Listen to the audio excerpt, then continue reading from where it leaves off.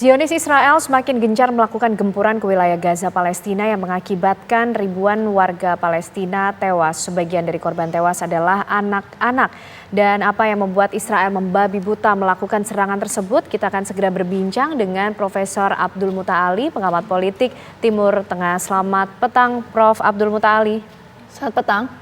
Selamat petang, Mbak Ane dan Mbak Gita. Saya belum profesor ya.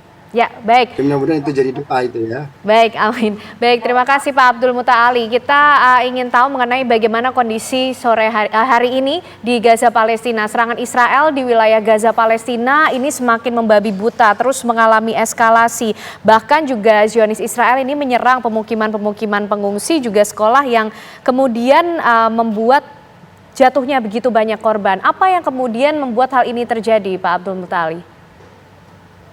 Ya, terima kasih Mbak Ken Ane. Jadi hari ini tanggal 4 November, hari bagaimana orang Israel dia mendapat tenaga dari James Arthur Balfour, atau yang disebut dengan deklarasi Balfour, Menlu Inggris, yang memberikan tenaga kepada Israel untuk membuat sebuah negara, state, begitu. Maka dunia internasional, para sejarawan mengingat tanggal 4 November ini sebagai hari bagaimana orang-orang Zionisme dia berbangga karena mendapat tenaga dari Inggris. Nah, mengingat hari ini ternyata luar biasa kejahatan, kebrutalan yang dilakukan oleh Zionis Israel begitu. Nyaris data yang wafat dari pihak Palestina sudah tembus di angka 10.000. Ternyata 80%-nya adalah anak-anak dan perempuan. Jadi sangat tepat Bu Retno, Bu Menlu kita yang luar biasa. Speednya ketika rapat darurat Majelis Umum PBB, saya datang ke sini bukan hanya sebagai seorang Menlu, tapi juga sebagai seorang ibu, seorang perempuan, dan seorang nenek. Karena memang 80% dari korban itu anak-anak dan perempuan. Nah, analisis saya sampai hari ke-28 hari ini genosida berlangsung. Kenapa sangat brutal, membabi buta? Justru yang dihantam 2 hari yang lalu justru adalah daerah pengungsian di utara Gaza, yaitu di sebuah daerah namanya daerah Jabalia. Kita tahu di situ adalah pengungsi ya, pengungsi Gaza itu banyak di situ, tapi dibombardir. Dan mereka menyerang, sudah ada berapa masjid ya, ada lebih dari 10 masjid yang luluh lantak, ada 2 gereja, ada rumah sakit, kemudian Gaza University juga sebuah kampus cukup baik di Gaza juga hancur lebur. Nyaris tidak ada tempat yang aman di Gaza. Nah, satu-satunya tempat yang paling aman saat ini itu rumah sakit Indonesia di Gaza. Ini luar biasa. Nah, kira-kira apa yang menyebabkan Israel sampai membabi buta seperti itu? Bahkan jeda kemanusiaan yang ditawarkan oleh Joe Biden juga ditolak. Ini atas order Paman Sam juga ditolak. Kira-kira apa yang menyebabkan Benjamin Netanyahu memerintahkan IDF, ya, organisasi militer yang ada di Israel, melakukan serangan genosida yang luar biasa? Pertama, dia ingin menyempurnakan bahwa orang Gaza harus keluar dari Gaza atau ditiadakan sama sekali, dihabiskan. Karena dari 100% wilayah Palestina yang ada, itu sisa 5%, 3% di Gaza, 2% di tepi barat. Jadi sisa 5% ini ingin dihabiskan, bahwa seluruhnya harus menjadi hak dari masyarakat Yahudi yang ada di Israel, yaitu Zionis. Jadi yang pertama ini, sebuah kesombongan, sebuah keangkuhan yang luar biasa. Yang kedua, apa yang menjadi kebrutalan Israel? Karena dia melihat bahwa sejarah mengatakan bahwa satu negara ketika membombardir sebuah negara yang lain, itu tidak ada hukumannya. Amerika kita tahu 1945 melakukan menjatuhkan bom atomnya di Nagasaki dan Hiroshima, tidak ada sanksi bagi Amerika. Artinya di sini yang berlaku adalah jungle law, hukum rimba. Ini kengerian yang luar biasa kalau ini dilakukan. Jadi Israel dengan Benjamin Netanyahu-nya akan menghabisi bukan hanya petanya yang sudah tidak ada di salah satu media, kan begitu, tetapi juga dia ingin menghabiskan masyarakatnya, historisnya.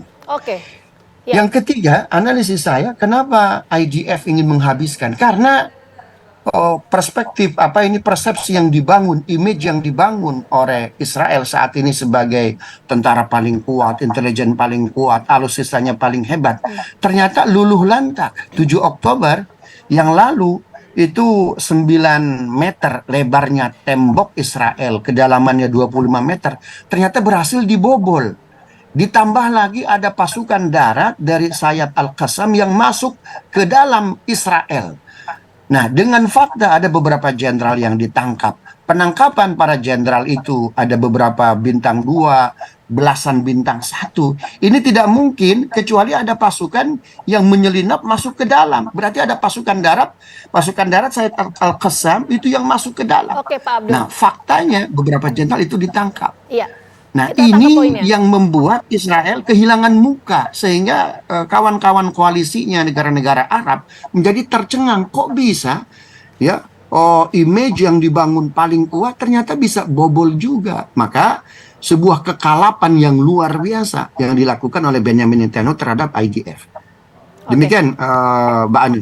Oke, kita tangkap poinnya. Jadi pertanyaan saya, kalau kita tadi Pak Abdul menyatakan bahwa ini untuk menghabiskan orang Gaza, tapi kan kalau kita lihat konflik antara Israel dan juga Palestina ini kan terjadi sudah cukup lama ya Pak Abdul ya. Tujuan akhirnya itu apa? Ya, ini konflik ini bukan konflik sehari 2 hari. Bahkan kalau kita hitung Mbak Ane ya, perang yang paling lama sebelum 7 Oktober tahun ini 2023 itu perang Yom Kippur. Itu hanya 20 hari. 6 sampai 26 Oktober 1973. Tapi ini sudah 28 hari dan tidak ada tanda-tanda akan gencatan senjata. Jeda kemanusiaan saja di-reject, ditolak oleh Benjamin Netanyahu begitu. Ini konflik yang amat sangat lama. Korbannya 10.000 selama 28 hari, Pak. Padahal Gaza itu diblokade sejak 2007 sampai Agustus 2023. Selama 15 tahun korbannya 9.470 lebih. Nah, selama 15 tahun itu 9.470 lebih. Tapi sudah 28 hari ini korbannya 10.000. Apa artinya? Bahwa konflik yang selama 28 hari ini korbannya melampaui korban 15 tahun. Konflik antara Israel dengan Palestina. Jadi nampaknya tidak ada istilah ya yang lebih pas untuk menyebut. Kalau ada istilah yang lebih ngeri dari genosida, mungkin itu yang pas. Ini luar biasa, tragedi kemanusiaan terlihat, terdengar, bisa disaksikan. Ya, maka kemanusiaan model apa yang dimiliki oleh State of Zionist Israel ini, kan begitu. Jadi wajar kalau PBB dalam salah satu resolusinya menyebut Israel ini sebagai negara apartheid yang merampas hak-hak kemudian tanah-tanah Palestina begitu. Oke, Pak Abdul Muta'ali, kalau demikian, Mbak Anu. Ya, perjalanan konflik antara Israel Hamas begitu, ini perjalanan yang cukup panjang, tapi bisa kita katakan bahwa konflik kali ini termasuk konflik yang paling besar, paling lama pula, dan juga korbannya begitu besar, Pak Abdul Muta'ali. Apa yang kemudian menyebabkan kemarahan Israel sampai tindakannya sangat tidak manusiawi, membabi buta seperti ini, sekali lagi Pak Abdul Muta'ali, karena ini termasuk dalam catatan sejarah yang paling berat begitu? Ya, sampai Agustus 2023 ini suplai informasi terkait alutsista kekuatan Israel itu hanya berasal dari 3 kantor berita, Mbak Ane dan Mbak Gina ya. Dari 3 kantor berita, saya tidak perlu sebut begitu. Nah, ternyata 3 kantor berita itu hari ini tidak bisa membendung betapa banyaknya korban dari tentara Israel. Coba kita melakukan komparasi. 10.000 dari pihak Palestina itu 80% anak-anak dan perempuan. Ada 2.700 korban Israel, itu 1.700-nya itu korban militer Israel. Benjamin Netanyahu baru mengakui, merekognisi itu bahwa ada korban dari tentaranya 1.400. Padahal data ya di beberapa media, contoh Al Jazeera saja sudah 1.700. Artinya mau ditaruh di mana ini muka Benjamin Netanyahu, kan begitu. Ya, persepsi yang dibangun dia paling kuat, paling hebat, ternyata tidak sekuat yang dibayangkan. Yom Kippur saja itu yang melawan Israel, Mesir dan Suriah. Tapi hari ini head to head-nya Itu Israel dengan sebuah entitas yang non-state di PBB. Dia observer saja. Tapi luar biasa, punya ketahanan nafas, perjuangan resilient yang luar biasa. 28 hari. Coba, dari 10.000, 80.000 anak-anak dan perempuan. IDF hanya berhasil itu memberikan jasa, memberikan data bahwa yang wafat itu dari pihak militer, dari pihak para pejuang Palestina hanya belasan, persisnya 17. Sedangkan dari pihak IDF itu 2.700, 1.700, datanya ada, faktanya ada, gambarnya ada, videonya ada. Jadi image yang dibangun ternyata tidak seperti yang dibayangkan, tidak seperti yang dipersepsikan. Maka sudah mulai runtuhlah apa yang dibangun oleh Israel saat ini. Pada saat yang bersamaan, Yair Lapid, Prime Minister atau Perdana Menteri sebelumnya, tidak mau koalisi dengan Benjamin Netanyahu. Jadi ada masalah internal di tubuh elit Zionis itu sendiri begitu. Jadi nampaknya ini serangan membabi buta yang luar biasa. Kalau saya nyebutnya, kalau dalam ilmu kungfu ini, Mbak Ane, Mbak Gina ya, ini apa ini, jurus orang mabuk ya. Jurus orang mabuk itu dalam kungfu dia jurus pamungkas. Ya. Kalau dengan jurus ini kalah ya selesai, the end dia. Oke, Pak Abdul, saya mau mendalami tadi pernyataan Pak Abdul Muta Ali yang menyampaikan bahwa sebetulnya kalau bicara soal konteks agresi militer Israel ke Palestina, sudah ada sikap dari pemerintah Amerika Serikat yang meminta untuk menghentikan atau gencatan senjata ya. Tapi kemudian ini tidak mempengaruhi sikap Israel. Sementara kemarin kita sempat wawancara Pak Abdul bahwa Pak Abdul menyampaikan bahwa Amerika Serikatlah yang ada di balik agresi militer Israel terhadap Palestina. Apa yang sebetulnya terjadi? Ya, jadi di sini tinggal menunggu keseriusan dari Amerika Serikat. Dalam ini Joe Biden. Kan begitu.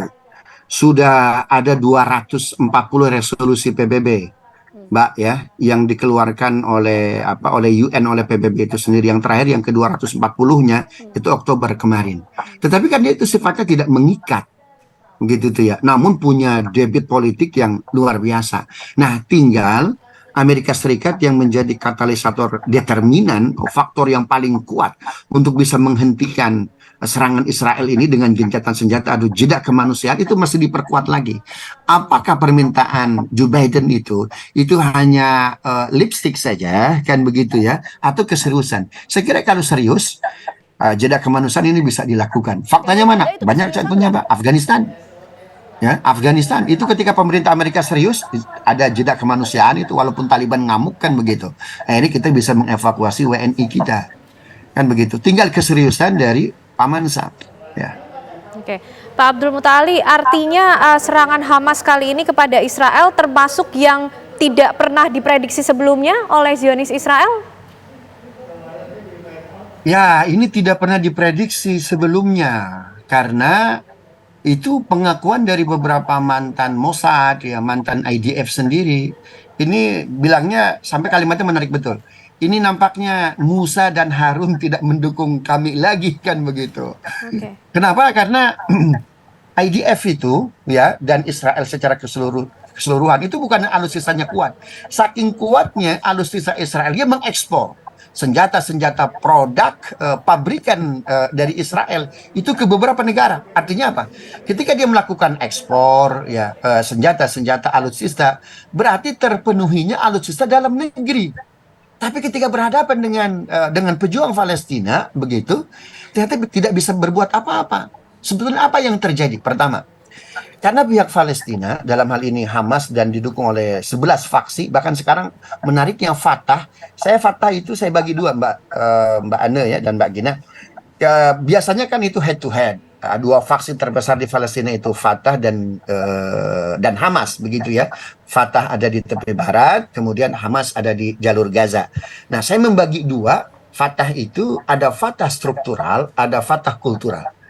Coba dicari beberapa video luar biasa data, itu ada tidak dalam jumlah sedikit masyarakat yang selama ini terasosiasi ke Fatah itu ingin masuk ke Gaza.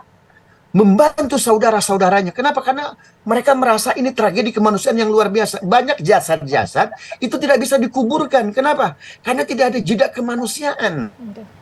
Nah, jadi orang-orang Palestina dalam hal ini para pejuang Hamas Ini mereka berjuang, apa yang mesti dilakukan? Nah, beberapa data, contoh dari Reuters saja, misalkan, itu senjata yang digunakan oleh pejuang Palestina itu tidak sedikit rampasan yang mereka dapatkan ketika menyelinap masuk ke IDF, bahkan masuk ke perusahaan Rafael, perusahaan senjata paling besar yang ada di Israel. Jadi sebetulnya senjata yang digunakan oleh Hamas, pejuang Palestina, senjata Israel sendiri.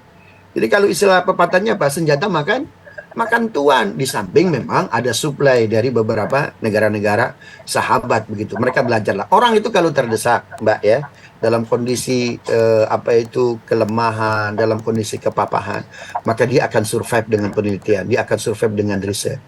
Ya, itu serangan Fajar 7 Oktober itu latihannya kalau kita baca di berbagai media itu 4 bulan tuh, Mbak.